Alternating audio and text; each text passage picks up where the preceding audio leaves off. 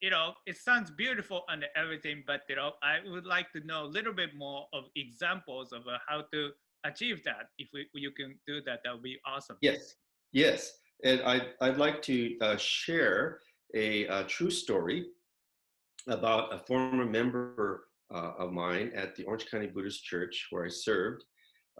He was not raised as a Buddhist, but his wife was Buddhist. And so his family, they started to come to Orange County Buddhist Church. And they're wonderful members, two young children. Then he developed an illness called ALS. That's Lou Gehrig's disease, ALS. It's a terrible illness because there's no cure, and it's a very debilitating illness. It starts from your feet and works its way up your body. It gets to where you can't walk anymore. Then it gets to where you can't use your hands or your arms. Then you cannot speak anymore.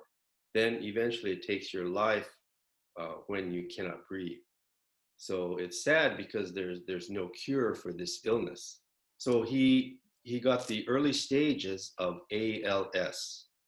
And so we created we called it Living Through Illness. It was a support group for members who had some kind of illness, whether it's cancer or some kind of serious illness.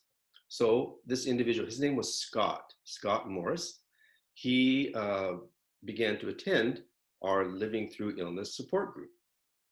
And one day in our support group, Scott was talking about his illness, and he was saying, gee, most likely I'm not going to live long enough to see my son graduate from high school.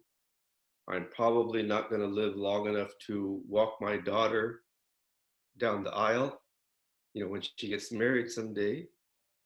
And so he was, very sad, talking about all the things in life that he was not going to be able to experience and be there for his children. So I thought, gee, what can I say to Scott to maybe help him? So I thought of something. I said, well, Scott, while you can still write, at that point, he could still write, type and write. So why don't you write a letter to your son that you want him to read on the day he graduates from high school? And why don't you write a letter now to your daughter that you want her to read on the day of her wedding day? So you can write those now and feel like you'll be there when your children reach those milestones in their life.